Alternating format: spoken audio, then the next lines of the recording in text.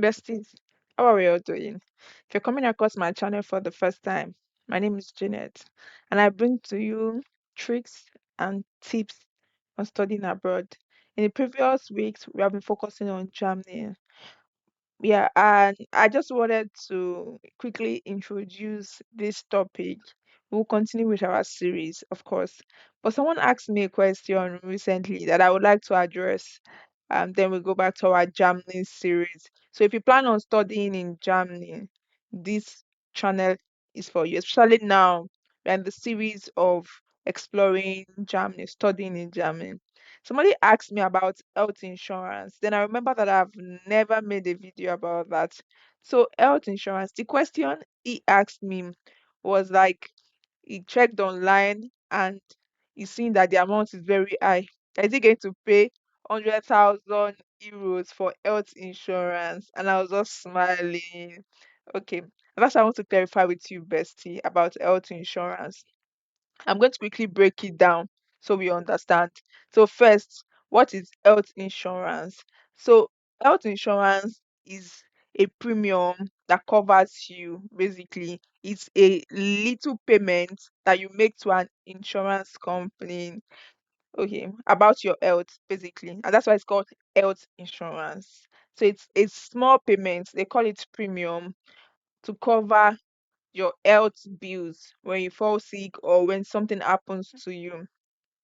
If you want to study in Germany and even in most European countries, without the right health insurance, you may not be able to get your student visa. You may not be able to enroll at a university and even receive your resident permit. And that's why I want to quickly clarify what it is and which you should go for. I'm not recommending anyone. I have the one I use personally, basically, and I have tried one before and they were really good. So you want to read their terms and condition, what they offer, what the premium covers before you dabble into anyone. But I'm just going to give you a quick overview. So for Germany, because we are in the Germany season, right? They have one of the best healthcare systems in the world, basically. I can say that. And there are two main types of health insurance. They have the public health insurance, they used to call it statutory health insurance, and they have the private health insurance. So for the public health insurance, this option is mostly advisable for international students. There are different types. We have the TK, there's AOK, there's BAMA, there's DAC, just so many basically. They have different types. So although these companies they might have like different names, these German names they're always very long and difficult to pronounce. So I don't want to break my teeth. Yeah, I think that this the TK they call it something like Technica Crankcast or something like that. Yeah, I don't want to break my teeth, but yeah, these companies you can pay a premium to actually benefit from insurance cover. So the insurance cover will cover your visit to the doctor's place, hospital treatment, emergency care, prescription medication, vaccine sometimes. There may be preventive checkup sometimes, depending on what insurance package you are under and what insurance you choose actually. But remember that it does not cover things like cosmetic surgery. They would not cover it. In fact, some don't cover, I think, multivitamins. They don't. Yeah. So for the private health insurance, some international students may want to like use this. Especially those people over the age of 30, if you're in Germany. If you're attending a language course, for example, a preparatory program, or maybe exchange students. So depending on your situation, basically, one advantage of the private insurance is that the monthly premium can sometimes be lower. That's it, like than the public insurance. And you may also have access to additional benefits. Yeah. So, but remember that not every private plan offers the same level of coverage. Coverage, when they talk about coverage in insurance, like what one can cover, another one might not be able to cover. Do you understand?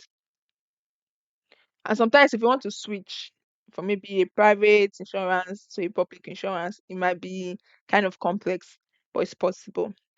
Okay. So now I know you're thinking, which one should I choose? Like, which one is right for me? So if you're under 30 and you just got admitted to a bachelor's program or a master's program, I'm looking at which one should I do? Really, I think maybe the public health insurance is recommended. But most times, international students, when they are coming from outside, they tend to use the private one. Yeah. So it's really like up to you, really. If you're over 30 and you are studying in, like I mentioned before, a language course, or maybe you are like you're a non-degree student, basically, you can do a private insurance. So that's it basically. Um, Most times I will not be able to say this is what they cover because they cover different things, like depending on what health insurance you use. Some even cover mental health services. Yeah. So, um, how do you apply? Of course, you go to their website, you will find so many information. Some of them are require you to provide your university admission letter. Yeah. Some of them are required to but most of them will require that you complete the online application. So once they approve it, you receive proof of the insurance, which you will need. Some universities need it during enrollment. Some don't need it. Some will you only need it for some when you want to apply for your permit or yeah, your visa. Okay, I'll quickly wrap up this video with the common mistakes that you should avoid when getting your health insurance as an international student. Number one, make sure that you don't buy a travel insurance. A travel insurance is different from an health insurance for a student. Remember, travel insurance. I understand that you are traveling as an international student and you are prompted to say, but I'm traveling. Remember that there are two different things. So it's not like you have made the payment for that and you have to pay it again. Okay.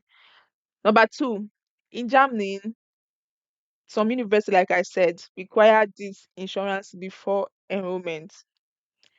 In other countries, like in Estonia, universities don't require the health insurance before enrollment. You would need it when you are going to the embassy, right? That's after you have been enrolled.